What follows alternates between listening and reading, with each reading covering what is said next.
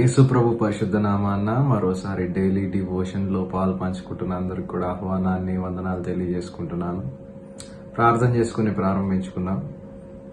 మహాపరిశుద్ధుడా, పరలోక పొందిన తండ్రి, దయగలిగిన దేవా, కృప కలిగిన తండ్రి, నాయన మాకు ఇచ్చినటువంటి యొక్క అవకాశానికి మీకు వేలాది వందనాలు తెలియజేసుకుంటున్నాం. ఈ యొక్క డైలీ డివోషన్లో పాలు పంచుకుంటున్న ప్రతి బిడ్డను కూడా నాయన మీరు దీవించండి, ఆశీర్వదించండి. నాయన ఈ యొక్క ఆత్మీయమైనటువంటి విషయాలు మేము నేర్చుకుని మా జీవితాల్లో మేము అవలంబించుకునేలాగా నాయన మాకు శక్తిని, జ్ఞానాన్ని, తెలివిని అనుగ్రహించవలసింది కోరుకుంటూ ప్రతి ఒక్క బిడ్డను కూడా నాయన గొప్పగా వాడుకోవాల్సింది వేడుకుంటూ యేసయ్య పరిశుద్ధ నామంలో ప్రార్థించి స్తుతించి వేడుకుంటున్నాం తండ్రి, ఆమేన్.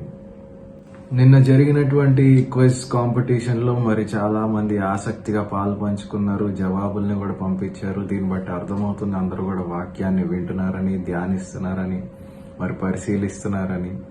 మరి క్విజ్ యొక్క ముఖ్య ఉద్దేశం ఏంటిది అంటే, ఎవరి కాళ్ళు సపరేట్ గా ఎవరి రూమ్ లో కాళ్ళు వెళ్ళిపోయి మరి ఆ ప్రశ్నలకు జవాబులు ఎతికేసి పంపిస్తారనే ఉద్దేశం కాదండి. ఎవరి కాళ్ళు కుటుంబంలో అందరూ ఒక దగ్గర కూర్చుని మరి ఆ వాక్యంలో ఉన్నటువంటి ఆ జవాబుని వెతికి మరి అందరూ కూడా డిస్కస్ చేసి మరి ఆ యొక్క జవాబుల్ని పంచుకుంటే అదొక హెల్దీ అట్మాస్ఫియర్. కనీసం కొన్ని నిమిషాలైన వాక్యం గురించి కుటుంబం అంతా కూడా మరి మాట్లాడుకుంటారనే ఒక ఉద్దేశంతో ఆ యొక్క క్విజ్ ప్రోగ్రామ్ ని పెట్టడం జరిగింది. చాలా మంది కూడా ఆసక్తిగా పాలు పంచుకున్నారు. చాలా జవాబులు ఆల్రెడీ వచ్చేసాయి. జవాబులన్నింటినీ కూడా లాస్ట్ లో మేము స్క్రీన్ మీద పెట్టబోతున్నాము. కాబట్టి ఇలా ఆసక్తిగా మరి పాలు పంచుకున్న అందరూ కూడా వందనాలు తెలియజేసుకుంటున్నాం. అదే విధంగా నేటి క్విజ్ కూడా ఒక 4 ప్రశ్నలు సిద్ధం చేయడం జరిగింది. మరి ఆఖరిగా ఆ యొక్క క్విజ్ ని స్క్రీన్ మీద డిస్ప్లే చేయడం జరుగుతుంది. మరి కొంతమంది ఏమో ప్రైజెస్ కావాలి మాకు అని చెప్పి అడుగుతున్నారు. మరి ప్రైజెస్ మేము ఇచ్చినా కూడా వచ్చి తీసుకునే ఆస్కారం లేదు, ఎందుకంటే మొత్తం లాక్డౌన్ కాబట్టి. But still will try. మరి ఈ యొక్క 1 వీక్ కూడా ఇవాల్యుయేట్ చేసి ఎవరైతే రెగ్యులర్ గా ఆన్సర్స్ ఇచ్చారో వాళ్ళకి ఏదో ఒకటి ఒక గిఫ్ట్ రూపంలో ఇవ్వడానికి ప్రయత్నం చేద్దాం. అదేవిధంగా నేటి వాక్యంలోనికి వెళ్దాం. ఎఫెసీయులకు రాసినటువంటి పత్రిక 6వ అధ్యాయము మొదటి 4 వచనాలు. ఇది నేటికి keywords. This is not main verse, but this is keywords. మూల వాక్యం ఇది, ముఖ్య వాక్యం తర్వాత మనం చూద్దాం. అయితే 6వ అధ్యాయము మొదటి 4 వచనాలు చదువుతున్నానండి. పిల్లలారా, ప్రభువునందు మీ తల్లిదండ్రులకు విధేయులై ఉండుడి, ఇది ధర్మమే.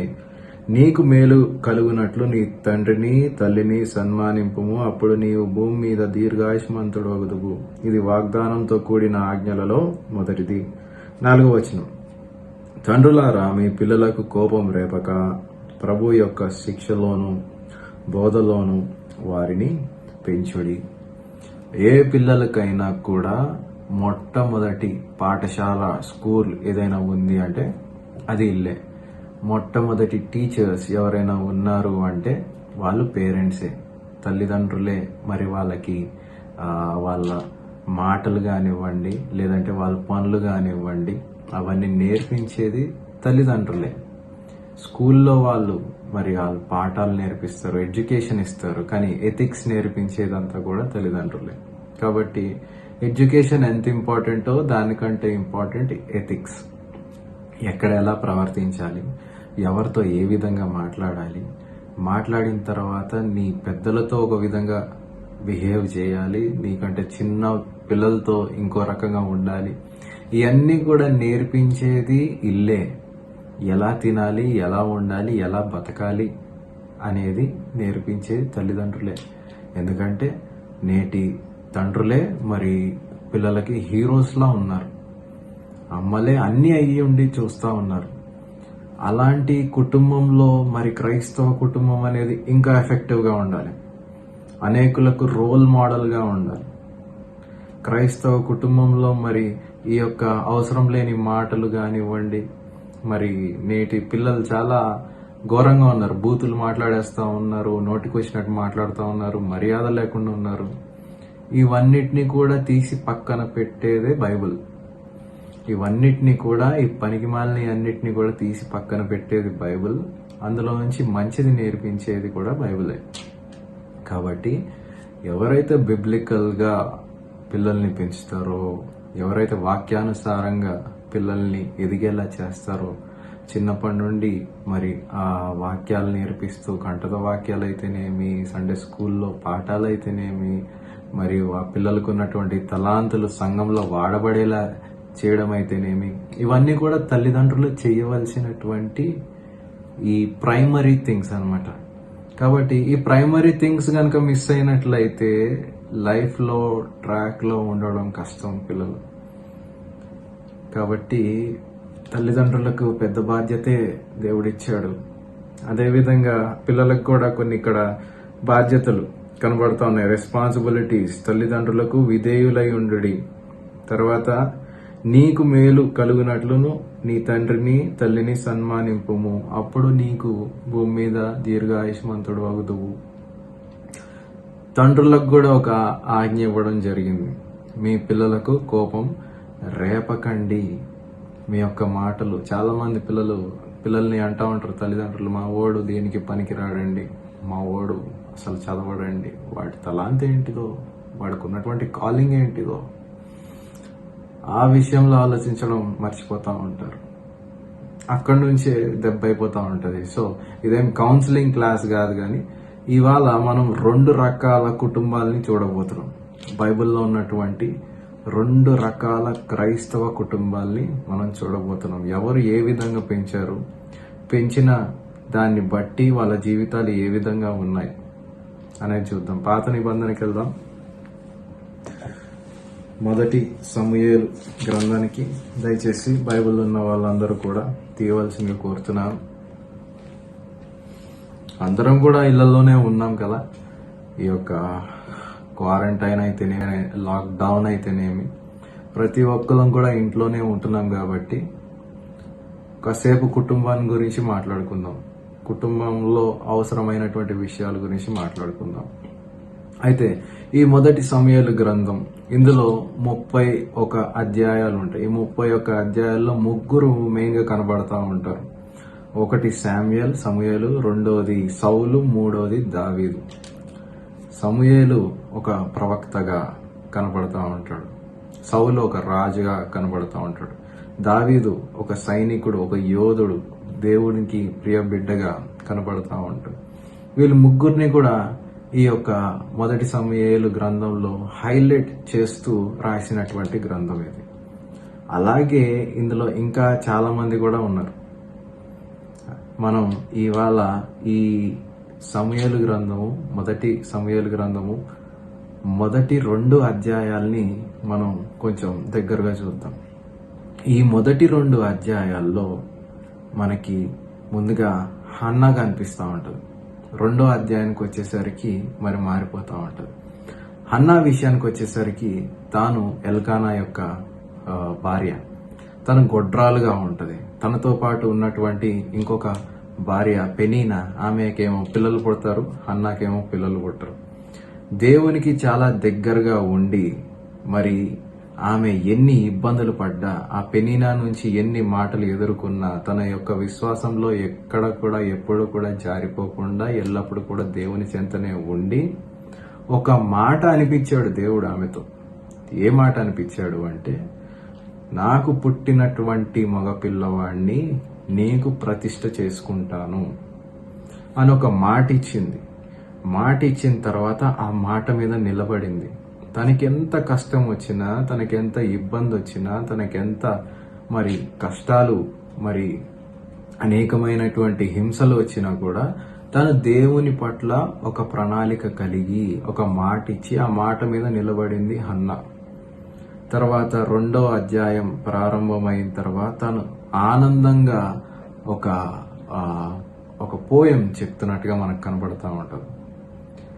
ఆ తర్వాత అది అయిపోయిన తర్వాత 10-11 వచనాలు అయిపోయిన తర్వాత ఇంకో స్టోరీ కనబడుతుంది. హన్నాని ఒక విశ్వాస యోధురాలుగా మనం చూడవచ్చు. తను ఒక విశ్వాస యోధురాలుగా కనపడతా ఉంటుంది. మరి పురుషుల్లో అబ్రహాం ఏ విధంగా విశ్వాసాన్ని కనపరిచాడో, స్త్రీలలో హన్నా తను ఆ విధంగా కనపరిచింది. ఒక విక్టోరియస్ ఉమెన్ గా చూడవచ్చు హన్నాని. ఆ విక్టోరియస్ ఉమెన్ స్టోరీ అయిపోయిన తర్వాత వెంటనే ఇంకో ట్రాజిక్ స్టోరీ స్టార్ట్ అవుతుంది. అదే ఏలి తన కుమారుల కథ. వీళ్ళు ఇరువురు కూడా మరి ఒక దేవుణ్ణే పూజించినటువంటి వాళ్ళు. ఇరువురు కూడా, ఒక ఆయనేమో యాజకుడు, ఈమెమో దేవునిపై పూర్తి శ్రద్ధ భక్తులు కలిగినటువంటి భక్తురాలు. ఈయనేమో మరి దేవుని దగ్గర దాదాపుగా 40 సంవత్సరాలు ఒక జడ్జిగా పనిచేసినట్టుగా మనకు కనబడుతూ ఉంటుంది. ఇశ్రాయేల్ ప్రజలందరికీ కూడా ఒక న్యాయ తీర్పరిగా పనిచేసినట్టుగా కనబడుతూ ఉంటుంది. ఈమెమో దేవునికి మాట ఇచ్చి ఆ మాట ప్రకారం నిలబడ్డ స్త్రీగా కనబడుతూ ఉంటుంది. తను ప్రతి విషయంలో కూడా దేవునిపై ఆధారపడింది. ఈయన కూడా యాజకుడే. యాజకుడు అంటే మందిరంలో మరి ఉన్నటువంటి ఆ యొక్క ముఖ్య పాత్ర మరి పోషించినటువంటి వ్యక్తి.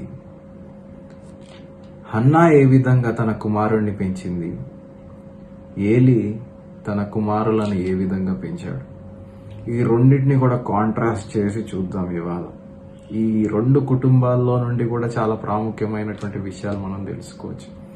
సరైన పెంపకం లేకపోతే పిల్లలు ఏ విధంగా నాశనం అయిపోతారు, ఆ నాశనం మన కుటుంబం మీదకి ఎలా వస్తుంది, మన కుటుంబంతో పాటు మరి దేవుడు మనకి ఇచ్చినటువంటి ప్రణాళికలు అన్నీ కూడా ఏ విధంగా కోల్పోతాము, ఆ కోల్పోయే పనులు కూడా ఏవి కూడా మనం చేయకూడదు. ఎందుకంటే దేవునికి ఒకసారి మాట ఇచ్చినట్లయితే ఆ మాట ప్రకారం నిలబడాలి.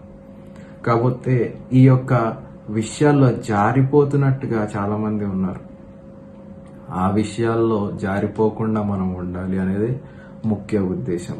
2 రకాల కుటుంబాలు మరి ఏ విధంగా ఉన్నాయి, ఈ 2 రకాల క్రైస్తవ కుటుంబాలు చూద్దాం. మన జీవితంలో ఏమి అప్లై అవుతుందో అది కూడా నేర్చుకుందాం.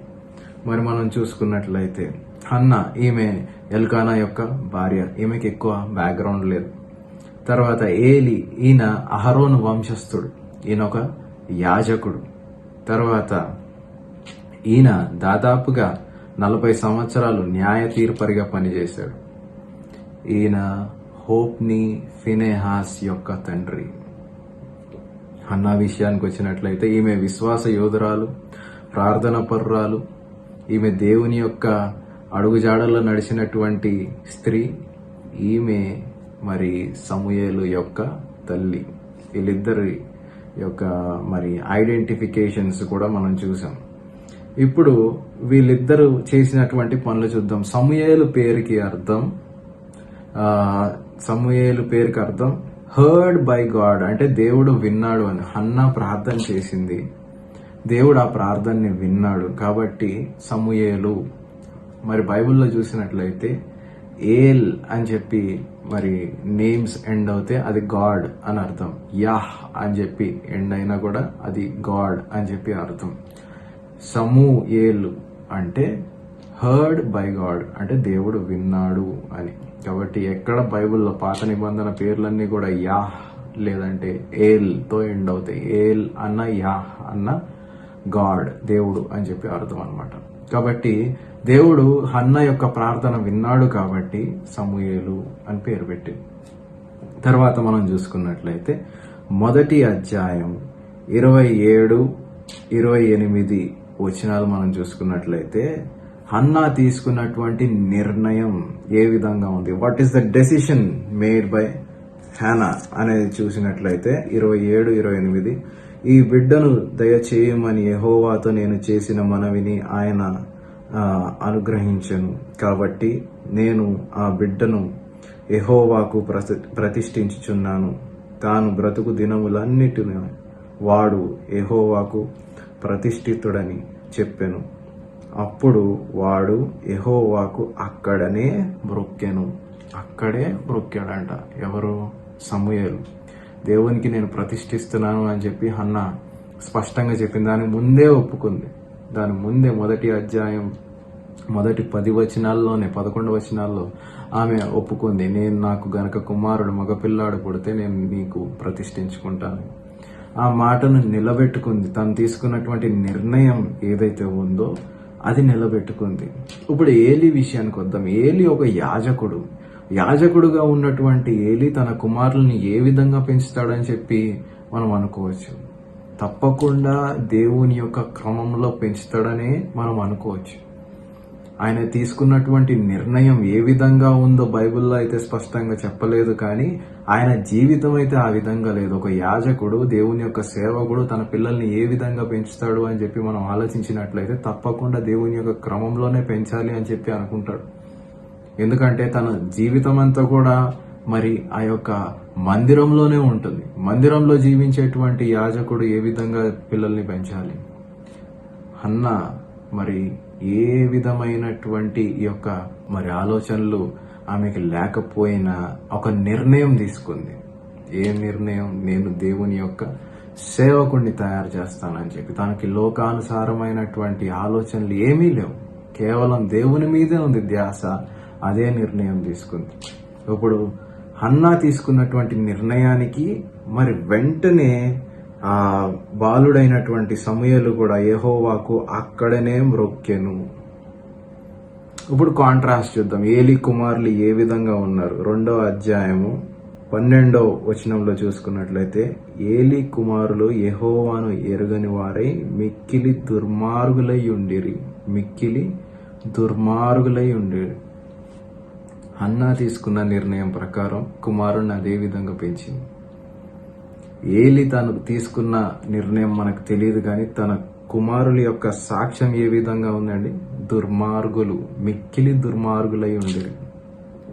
దీన్ని ఏమంటారంటే ల్యాక్ ఆఫ్ ఇండిగ్నేషన్ అంటారు. అంటే కోపం అనేది వాళ్ళ పిల్లల మీద చూపెట్టకపోవడం.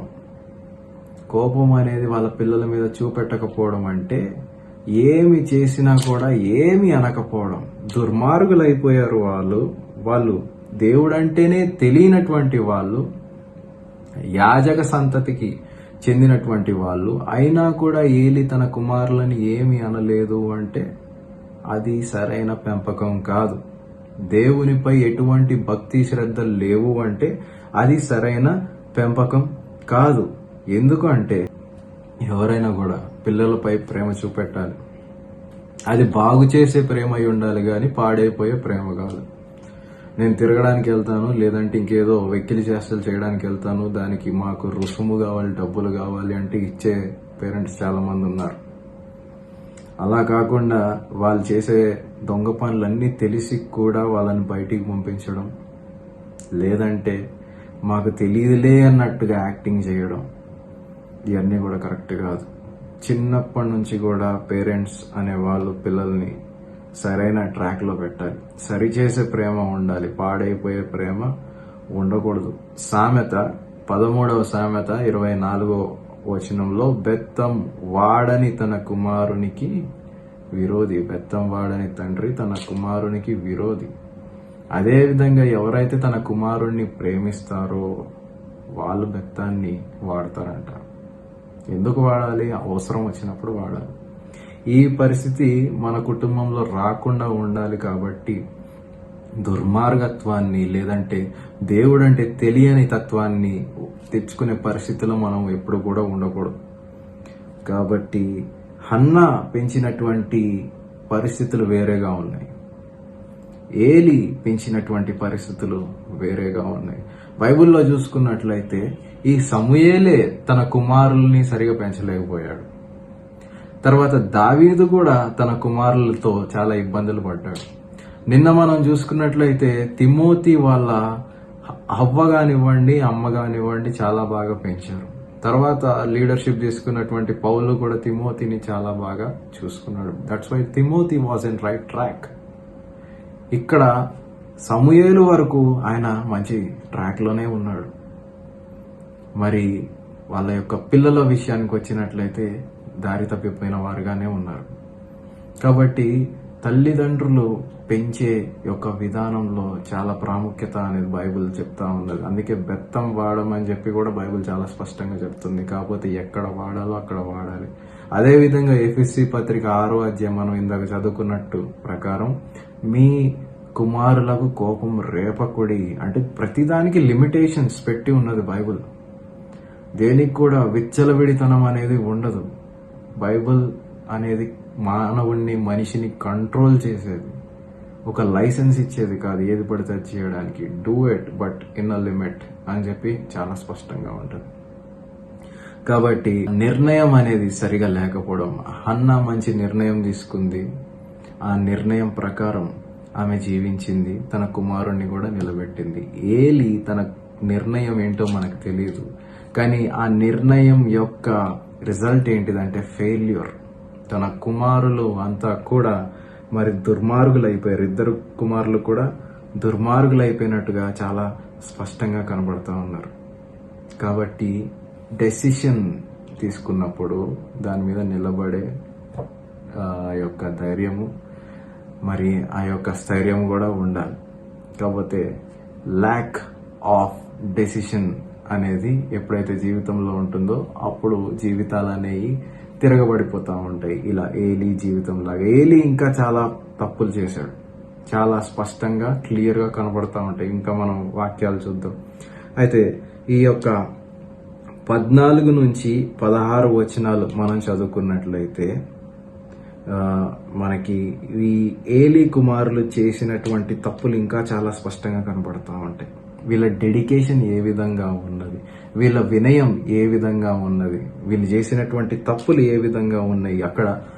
అక్కడ వచ్చినటువంటి విశ్వాసులందరూ కూడా దేవునికి బలి అర్పించాలి అని చెప్పి వాళ్ళు తీసుకొచ్చినటువంటి ఆ యొక్క నైవేద్యాలు ఏవైతే ఉన్నాయో వాటిలో నుండి కూడా వీళ్ళు దొంగిలించినట్టుగా మనకి చాలా స్పష్టంగా కనబడతా ఉన్నాయి. దేవుడికి ఇచ్చే బలి అర్పణలో నుంచి కూడా వీళ్ళు దొంగిలించినట్టుగా చాలా స్పష్టంగా కనబడతా ఉంది. అంటే దేవుని యొక్క ఆఫరింగ్ ని కూడా వీళ్ళు దొంగిలించేశారు. తర్వాత ఇంకా మనం లోతుగా వెళ్తున్నట్లయితే ఇంకా చాలా స్పష్టంగా కనబడుతుంది. కానీ ఇక్కడ సమూయేలు యొక్క డెడికేషన్ చూద్దాం ఒకసారి. 18వ వచనం మనం చదువుకున్నట్లయితే వీళ్ళు ఇంత ఆకృతాలకు మరి పాల్పడుతున్నా కూడా మరి సమూయేలు ఏ విధంగా జీవిస్తున్నాడు. 18వ వచనం మనం చదువుకున్నట్లయితే బాలుడైన సమూయేలు నార నేయబడిన ఎఫోదు ధరించుకుని యెహోవాకు పరిచర్య చేయుచుండెను. మరి యెహోవాకు పరిచర్య చేయుచుండెను. తల్లి ఇచ్చింది మాట, అలాగే నిలబడ్డాడు, ఇంకా పరిచర్య చేస్తున్నాడు, ఎదుగుతూ ఉన్నాడు, దేవునిలోనే ఉన్నాడు.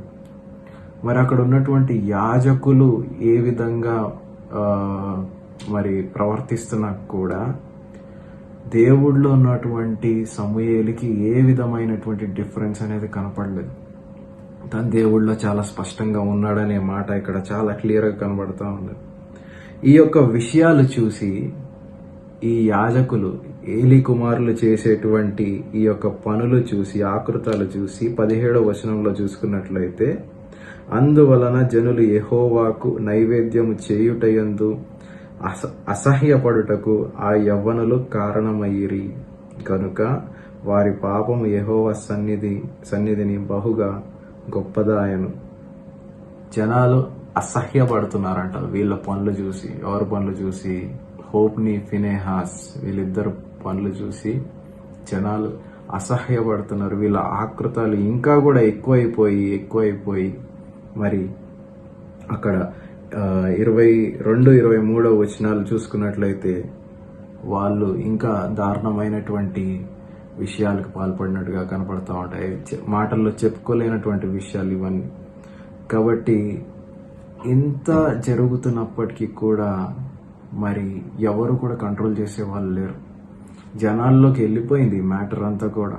చాలా స్పష్టంగా క్లియర్గా ఈ హోప్ని, ఫినెహాస్లు చేసేటువంటి పనులన్నీ కూడా వెళ్ళిపోయినాయి. మనం రెండు డిఫరెన్సెస్ చూస్తున్నాం. దేవునిలో ఎదిగినటువంటి కుటుంబం ఏ విధంగా ఉంటుంది, అదే విధంగా దేవునిలో లేనటువంటి కుటుంబం ఏ విధంగా ఉంటుంది. వీళ్ళు దేవుడి పేరు చెప్పుకుని బతుకుతున్నారు, యాజక సమూహం వీళ్ళంతా. అయినా కూడా వీళ్ళు దేవునిలో లేక, యెహోవాను ఎరగక, మరి దేవుడికి అర్పించినటువంటి ఆ యొక్క నైవేద్యాల్లో కూడా దొంగిలిస్తూ, మరి అక్కడికి వచ్చినటువంటి స్త్రీలను కూడా పాడు చేస్తూ ఎంతో మరి చెడ్డ పనులకు మరి వీళ్ళంతా పాల్పడుతున్నట్టుగా స్పష్టంగా కనబడతా ఉన్నది. మరి ఈ విషయాలను ఇంకా మనం చూసుకున్నట్లయితే 24-25 వచనాల్లో ఏలీ మరి ఏం చేస్తున్నాడు అంటే, ఏలీ వాళ్ళిద్దరు కూడా వార్నింగ్ ఇచ్చాడండి. ఏలీ వాళ్ళిద్దరు కూడా వార్నింగ్ ఇచ్చాడు. ఎలా ఇచ్చాడు అంటే ఏదో నార్మల్గా సాదా సీదాగా చెప్పాడు, ఖండిస్తున్నట్టుగా చెప్పలేదు. నార్మల్గా సాదా సీదాగా చెప్పాడు. చెప్పినప్పటికీ కూడా వాళ్ళు చాలా ఈజీగా తీసుకున్నారు, చాలా లైట్గా తీసుకున్నారు. ఒక మాట ఉంటుంది, ఏ మాట అంటే నీ యొక్క రూట్ ఏదో నీ ఫ్రూట్ అదే ఉంటుంది అని, నీ యొక్క వేరేదో నీ యొక్క ఫలం కూడా అదే ఉంటుంది అని చెప్పి ఒక మాట ఉంది. వీళ్ళ రూట్స్ ఏమున్నాయి, వీళ్ళ వేర్లు ఏమున్నాయి అంటే లోకానుసారమైనటువంటి వేర్లు. అందుకు వీళ్ళకి ఫలాలు ఏమున్నాయి అంటే వీళ్ళకి ఏ ఫలాలు కూడా లేవు. వీళ్ళు కొని తెచ్చుకున్నది పాపమే, వీళ్ళు కొని తెచ్చుకున్నది మరణమే. కాబట్టి వీళ్ళు సపరేట్గా తెచ్చుకున్నది ఏమీ లేదు. కాబట్టి వాళ్ళ యొక్క నిర్ణయంలో పొరపాటు ఉంది, వాళ్ళ యొక్క వినయం అసలు లేనే లేదు. తర్వాత వాళ్ళ విశ్వాసం, అసలు వీళ్ళు విశ్వాసం ఏంటి, వీళ్ళ డివోషన్ ఏంటి. ఫస్ట్ డెసిషన్ చూసాం, తర్వాత డెడికేషన్ చూసాం, తర్వాత డివోషన్ చూస్తున్నాం. ఇప్పుడు వాళ్ళ యొక్క విశ్వాసం ఏంటిది. ముందు తన తల్లి అయినటువంటి సమూయేలు తల్లి అయినటువంటి హన్నా యొక్క విశ్వాసం చూద్దాం. మొదటి అధ్యాయం 11వ వచనంలో చూసినట్లయితే నీ సేవకురాలైన నేను అని చెప్పి 3 సార్లు అంటుంది. హన్నా యొక్క ఉద్దేశం ఏంటిదంటే దేవుని యొక్క సేవ చేయాలని, దేవునితోనే ఉండాలని, తానే కాదు తనకు పుట్టబోయే కుమారుడు కూడా దేవుని యొక్క సేవ చేయాలని చెప్పి ఒక స్పష్టత ఉంటూ 3 సార్లు అంటది నీ సేవకురాలునైనా, నీ సేవకురాలునైనా. తనకి దేవుని యొక్క సేవ చేయాలని ఒక ఉద్దేశం ఉంది. ఇప్పుడు ఈయన యొక్క ఉద్దేశం చూద్దాం. 2వ అధ్యాయం 29వ వచనంలో ఏలి యొక్క ఉద్దేశం చూసినట్లయితే ఆఖరిగా ఆయన యొక్క అంటే దేవుని యొక్క మాట ఇది, నాకంటే నీ కుమారులను నీవు గొప్ప చేయుచున్నావు. దేవుని కంటే కుమారులు ఎక్కువైపోయారంట. అంటే కుమారులు చేసేటువంటి ఆ యొక్క చెడ్డ పనులను కూడా ఆయన ఖండించకుండా, వాళ్ళని శిక్షించకుండా, దండించకుండా, బెత్తం వాడకుండా, ఏమి చేయకుండా వదిలేసినందుకు దేవుడు ఇచ్చినటువంటి సర్టిఫికెట్, నాకంటే నీ కుమారులు నీకు గొప్ప అయిపోయారు, కాబట్టి నీ కుమారులు అంతా కూడా అంతమైపోతారు, నీ యొక్క యాజకతత్వం కూడా అంతమైపోతుంది, నీ యొక్క గృహంలో ఈ యొక్క యాజకత్వం అనేది ఉండదు అని చెప్పి చాలా స్పష్టంగా దేవుడు చెప్పేశాడు. ఒక మంచి పొజిషన్ ఏలికి రావడం జరిగింది. మరి ఏలి దేవుని కంటే కుమారుల్ని ఎక్కువ ప్రేమించాడు అనేది ఎంతవరకు కరెక్ట్? దేవుడు పేరు చెప్పుకుని బతికేవాడు, దేవుని యొక్క పేరు పలుకుతూ ఉండాల్సినటువంటి వాడు దేవుని కంటే తన కుమారులను ఎక్కువ ప్రేమించి, అంటే కుమారులు చేసేటువంటి ప్రతి పాపాన్ని కూడా మరి ఆయన ఏమి అనకుండా చూసి చూడనట్టుగా వదిలేసినందుకు దేవుడిచ్చినటువంటి శిక్ష మరణం. పాపం యొక్క జీతము మరణం. ఆ మరణమే వీళ్ళందరికీ కూడా సంభవించింది. మరి అంత బాగా పెంచినటువంటి హన్నా యొక్క కుమారుడు సమూయేలు ఒక ప్రవక్త అయ్యాడు, ఒక పరిచారకుడు అయ్యాడు, ఒక న్యాయ తీర్పరి అయ్యాడు. He is a prophet, he is a priest, he is a judge. తర్వాత ఈయన ఒక యాజకుడిగా ఉండి తన కుమారులను కూడా యాజకత్వంలోకి తీసుకొచ్చి వీళ్ళందరూ కూడా మరణం చుట్టుకొని పోయారు. వీళ్ళ వలన అక్కడ ఉన్నటువంటి ఆర్క్ ఆఫ్ ది కవనెంట్ అది కూడా పోయింది. మరి అన్నీ కూడా పోగొట్టుకున్నారు వీళ్ళు. ఎందుకు అంటే దేవుని యొక్క ప్రేమను, దేవుని యొక్క ఆప్యాయతను, దేవుని యొక్క రక్షణను తెలుసుకోలేనటువంటి వాళ్ళు. క్రైస్తవులు మనం నేర్చుకోవాల్సినటువంటి పాఠం. 2 రకాల క్రైస్తవ కుటుంబాలను చూసాం. ఇద్దరు క్రైస్తవులే, ఇద్దరు దేవుని పేరు చెప్పుకునే వాళ్ళే. ఇంకా యాజకత్వంలో ఉన్నటువంటి వాళ్ళు నశించుకుని పోయారు. మామూలుగా ఉన్నటువంటి హన్నా తన యొక్క విశ్వాసాన్ని నిలబెట్టుకున్నది. స్త్రీలలో ఎందరికో మరి మాదిరికరంగా ఉన్నటువంటి హన్నా, మరి యాజకుడు అని చెప్పుకుంటున్నటువంటి ఏలి దేవుని కంటే తన కుమారులను ఎక్కువ ప్రేమించి పాపాన్ని కొని తెచ్చుకున్నాడు, మరణాన్ని కూడా కొని తెచ్చుకున్నాడు. అందరూ కూడా ఎండ్ అయిపోయారు. తర్వాత అధ్యాయాల్లో మనం చదువుకున్నట్లయితే వీళ్ళిద్దరూ కూడా ఎండ్ అయిపోయినట్టుగా చాలా స్పష్టంగా కనపడతా ఉంటుంది. కాబట్టి మనం అర్థం చేసుకోవాలి కొన్ని విషయాలు. దేవుడు మనకు కొన్ని ఇండిపెండెన్సెస్ ఇస్తూ ఉంటాడు. ఈ యొక్క విషయాల్లో మనం చాలా జాగ్రత్తగా ఉండి మన దేవుడిచ్చినటువంటి యొక్క వెసులుబాటుని అడ్వాంటేజ్గా తీసుకోకుండా దాన్ని మనం సరైన మార్గంలో సద్వినియోగం చేసుకుంటే మంచిది. కాబట్టి ఈ డివోషన్ ఇంతటితో ముగిస్తున్నాను. ఒక మాట చెప్పి నేను ముగించాలి అనుకుంటున్నాను. పిల్లల్ని బాగు చేసే ప్రేమ ఉండాలి, కానీ పిల్లల్ని పాడు చేసే ప్రేమ ఉండకూడదు. తల్లిదండ్రులందరికీ కూడా మరి అర్థం చేసుకోవాల్సినటువంటి విషయం ఇది. పిల్లల్ని బాగు చేసే ప్రేమ ఉండాలి. వాళ్ళు ఏమైనా తప్పులు చేస్తే తప్పకుండా దండించండి, కరెక్టే చేయండి, కానీ వాళ్ళు పాడైపోయే ప్రేమను మాత్రం చూపెట్టకండి. పిల్లలు కూడా అర్థం చేసుకోవాలి. ఎప్పుడైనా తల్లిదండ్రులు మనల్ని తిట్టినట్లయితే, ఎప్పుడైనా మనల్ని కరెక్ట్ చేసినట్లయితే మనం వాళ్ళకి మర్యాద ఇవ్వవలసినటువంటి అవసరత ఉన్నది. It is an obligation, it's not an option. కాబట్టి వాళ్ళకి ఎప్పుడు కూడా మనం మర్యాదపూర్వకంగానే ఉండాలి. పిల్లలంగా తల్లిదండ్రులు మనల్ని తప్పు ఉండి ఒక మాట అన్నా, తప్పు లేకుండా ఒక మాట అన్నా కూడా ఎప్పుడు కూడా మనం తల్లిదండ్రులకి జీవితాంతం రుణపడి ఉండాలి. కాబట్టి ఈ యొక్క మాటల్ని పిల్లలు అర్థం చేసుకుంటారని, అదేవిధంగా తల్లిదండ్రులు కూడా అర్థం చేసుకుంటారని 2 రకాల కుటుంబాలను చూసాము ఇవాళ కొద్దిసేపట్లో. ఈ 2 రకాల కుటుంబాల్లో డెఫినెట్గా ఏలీ వలె ఉండకూడదు. హన్నా తన కుమారుణ్ణి ఏ విధంగా తయారు చేసిందో, ఒక యోధుడిలాగా తయారు చేసిందో, అలాగే నేటి క్రైస్తవులందరూ కూడా వాళ్ళ పిల్లల్ని తయారు చేయాలి. నేటి క్రైస్తవానికి అవసరమైనటువంటిది, నేటి పిల్లలు, క్రైస్తవ పిల్లలు ఎవరైతే ఉన్నారో అందరు కూడా అవసరమైంది ఏంటిదంటే అందరూ బాగా చదువుకొని ఉన్నతమైన స్థానాల్లోకి వెళ్ళి ఒక ఆఫీసర్ గ్రేడ్లోకి వెళ్ళినట్లయితే మంచిది. పాస్టర్లు చాలా మంది ఉన్నారు, సేవకులు చాలా మంది ఉన్నారు, సేవ చేయడానికి చాలా మంది ఉన్నారు. కానీ బాగా చదువుకొని మీరు మంచి ఉన్నతమైన స్థానాల్లోకి వెళ్ళి అప్పుడు చేయండి. ఆ స్థానాల నుంచి చేయండి దేవుని యొక్క సేవ. అదంతా కావాలి అంటే తల్లిదండ్రుల యొక్క బ్లెస్సింగ్స్, దేవుని యొక్క కృప ఉండాలి. కాబట్టి ఈ యొక్క మాటల్ని దేవుడు దీవించి ఆశీర్వదించును గాక. మరి నేటి క్విజ్కి వెళ్ళక ముందు నిన్నటి క్విజ్ యొక్క ఆన్సర్స్ చూసుకుందాం ఒకసారి. మొదటి ప్రశ్న, 2 తిమోతికి రాసినటువంటి పత్రిక 1వ అధ్యాయం 5వ వచనంలో తిమోతి ఏ రకమైన విశ్వాసం కలిగి ఉన్నాడు?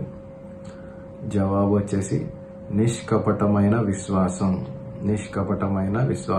That is the answer. 2వ ప్రశ్న, దేవునిపై విశ్వాసం కలగటానికి తిమోతి జీవితంలో ప్రభావితం చేసింది ఎవరు? అవ్వ అయిన లోయి, తర్వాత తల్లి అయిన యూనిక. 3వ ప్రశ్న, 2 తిమోతి 3వ అధ్యాయము 15వ వచనం, బాల్యం నుండి తిమోతి ఏమి ఎరిగి ఉన్నాడు? విశ్వాసం ద్వారా రక్షణార్థమైన జ్ఞానం కలిగి ఉన్నాడు.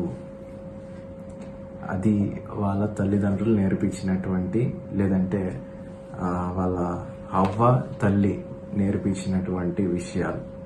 అదే ట్రాక్లో తిమోతి కూడా ఉన్నాడు. మనం కూడా అదే ట్రాక్లో ఉండాలి అనేది ముఖ్య ఉద్దేశం అన్నమాట. కాబట్టి చాలా మంది రెస్పాండ్ అయ్యారు. అందరికి కూడా వందనాలు తెలియజేసుకుంటున్నాను. అదేవిధంగా వాక్యంలో ఎదగాలని చెప్పి కోరుకుంటున్నాను. నేటి ప్రశ్నలు ఇవాళ చెప్పినటువంటి వాక్యం ద్వారా, అదేవిధంగా ఇంకొన్ని ఓన్గా మీరు చెప్పొచ్చు, లేదంటే అక్కడ వాక్యాలు ఎతికి కూడా చెప్పొచ్చు. మొదటి ప్రశ్న, 1 సమూయేలు 2వ అధ్యాయము 12 వచనం ప్రకారము ఏలీ కుమారులు ఎలాంటి ప్రవర్తన కలిగి ఉండిరి?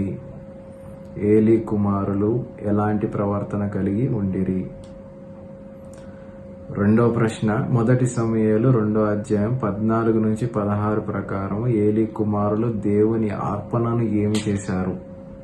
ఇది ఓన్గా చెప్పొచ్చండి, వాళ్ళు ఏం చేశారు అనేది. ఇది ఒకటి ఓన్గా చెప్పొచ్చు.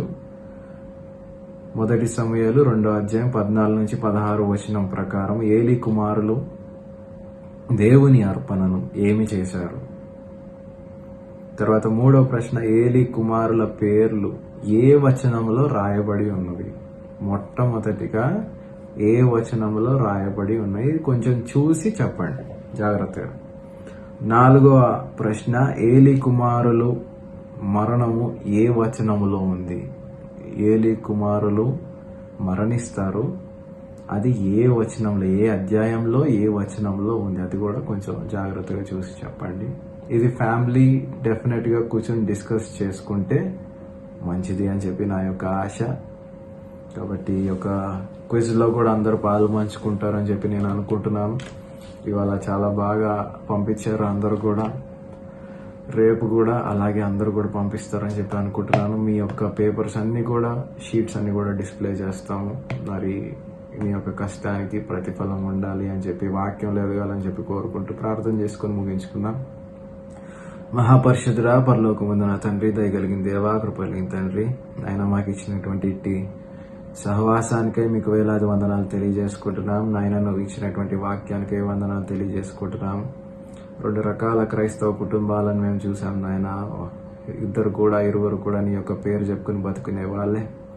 కానీ ఏలి తన యొక్క జీవితంలో సరైన విశ్వాసం చూపలేక మరి మరణాన్ని కొని తెచ్చుకున్నాడు.